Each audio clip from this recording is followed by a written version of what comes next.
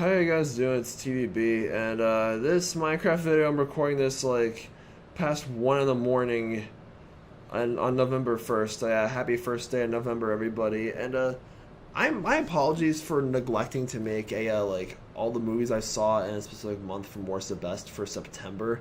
I was just way too swamped in the beginning of October and the end of September to make one of those kind of videos. You know, the classes, my birthday, and homecoming, and all that craziness.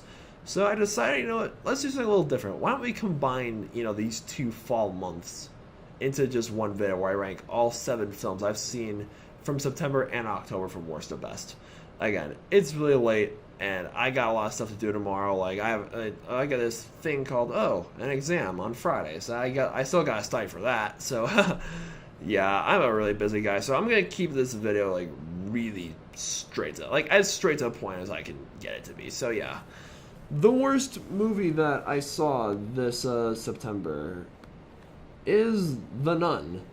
It's not a bad movie. I enjoyed it. I gave it a solid rating when I reviewed The Nun. It's just I don't know. It has a lot of say before feel for a horror movie, and yeah, the characters, like the French guy was cool. Like, yeah, he was funny, and this movie did succeed in scaring me a few times. And it definitely makes me want to watch more Conjuring movies. It's just not as, like, memorable as the other films that I saw this, September or October. Let's just put it that way. And the second worst film that I saw this September or October is The House of the Clock in the Walls. Again, not a bad movie. I did enjoy it. I love Jack Black. He's one of my favorite actors. And I love Cate Blanchett. She's one of my favorite actresses. Those two and the kid in this movie, they all work well together. It was a fun little, fantasy film. And I love fantasy. I'm majoring in English so I can write fantasy, guys.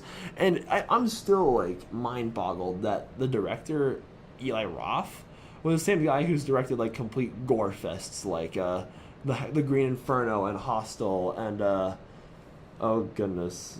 Yeah, he just made a lot of really gory horror movies, yet here he is making a family film. So, hey, bravo to Eli Roth for stepping out of our comfort zone. Okay, the next film that we need to discuss is, White Boy Rick. I like this movie. I did. It was it's yet another movie based on a true story about something, ridiculous, a 15-year-old boy, hustling and, smuggling drugs and working for the American government, crazy stuff like that. And, Matthew McConaughey is great in this movie. Because he's freaking Matthew McConaughey. How could he not be great in a movie like this? And, the performances were all really solid. And, when you see based off a true story for films with premises like this, I can't help but take it with a grain of salt. When they say, based off a true story. Because, again, you have no idea how exaggerated it is. I heard a Conjuring, the first Conjuring movie premise based off a true story. Yet, why does it have so many sequels? I don't know. But, yeah.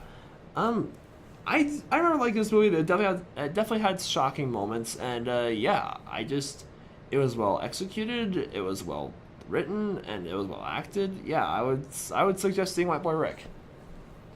And the middle, it's I saw 7 movies in the past 2 months, and the medium, for best and worst is Venom. So yeah, I'm aware that there are a lot of divided opinions on Venom. Right? And this movie came out on my birthday. So yeah, I really had high expectations for this movie going into it. And walking away, I enjoyed myself. I really did. I mean, again, Tom Hardy's one of my favorite actors. He was awesome as Bane. And hey, here he is playing another comic book character in Venom. I love the dynamic between Eddie Brock, who's played by Hardy, and Venom. The symbiote and the human host relationship between the two of them was great. Yeah, the writing was pretty corny at parts, and I definitely think this movie could have benefited off an R rating, because, when your main character gets his superpowers from eating dudes' heads off, there should be some gory details, otherwise it just looks stupid. So, yes, I definitely believe that Venom would have been better if it had an R rating, and I haven't seen, the original Spider-Man films. I know a lot of people, really don't like Venom because there's no Spider-Man in it, but I think Venom is really entertaining on his own terms. And, I'm just, this whole, I'm feeling nervous for this whole, Sony, Marvel verse, whatever it is, I'm guessing it's like a Marvelverse full of Marvel anti-heroes that couldn't make it to the MCU. I don't know. I don't care. We'll just see how it goes, I guess. And yeah, the third best movie that I saw, in the past 2 months is Smallfoot. Yeah, I gotta say, I was really impressed with Smallfoot. I thought that it was a fun family film. Parents can enjoy it, kids can enjoy it. I love the whole twist on the classic ideas. Like, as humans, we go looking for the existence of other mythical creatures like Bigfoot, Loch Ness Monster, all those guys. But no, it's the other way around. A Yeti, voiced by Channing Tatum, goes on a quest to prove to all the Yetis that humans exist. Like, I love stuff like that. And I love the whole. I just love how thought provoking this movie was. Like, during the theater, I was so perplexed, just being like, what kind of movie is this? It's like a metaphor for like organized religion or North Korea or the government hiding secrets from us. Like, there's so much about this film that I was digging into it, and there's so much to wonder. And yeah, like Zendaya said, a life is full of wonder is a wonderful life. It wasn't marketed as a musical, which kind of bothers me with anime movies nowadays, but I definitely enjoyed Wonderful Life, and of course, Let It Lie by Common voicing the Stonekeeper. That was epic. But yeah, Warner Bros. Animation Studios, they earned my seal of approval. I like where their career is going. And yeah, the second best movie that I saw this October was Halloween. The Michael Myers movie. Yeah, like, I've always loved, classic. I mean, actually, no, I love classic horror movie monsters, but I haven't really seen many slasher flicks. Like, I haven't seen any of the Jason Voorhees, the Friday the 13th movies, or Chucky movies, Child's Play. I haven't seen Texas Chainsaw Massacre. I haven't seen any original Halloween movies.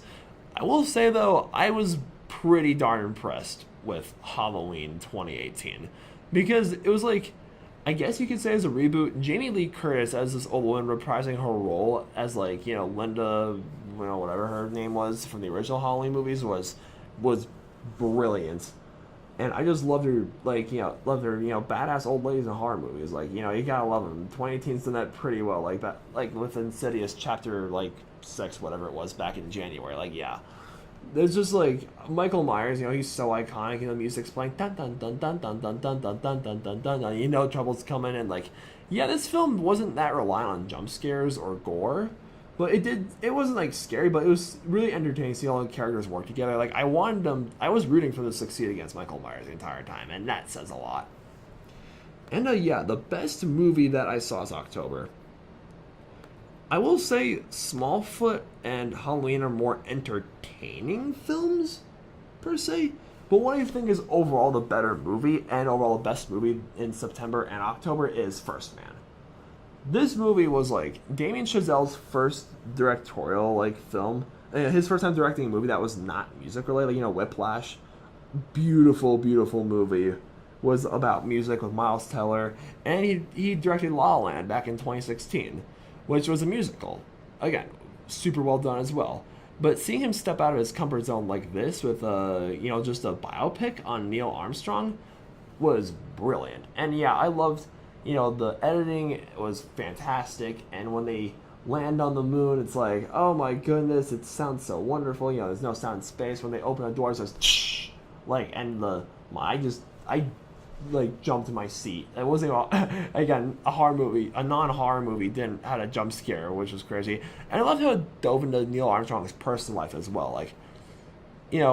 How he has to live with his wife and his kids, knowing that he could die up in space at literally any moment. Just seeing all the people surrounding him, how they're affected. And that's what a biopic should do. It shouldn't just be a regurgitation on what happened in this person's life.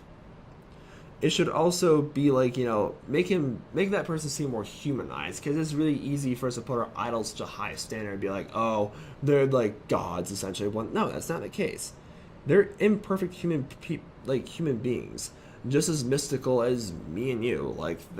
And First Man did a great job of that. Well done, Chazelle.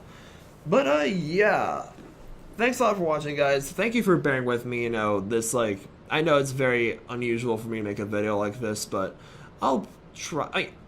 I'm playing a channel update video on Friday and Saturday. I have a lot to get off my chest and just a lot to tell you guys about, but I'll do it this weekend, believe me. Yeah, my Skyrim series is over. Jeez, that was going on for a while. Alright, thank you guys so much for watching, and I need sleep. Good night.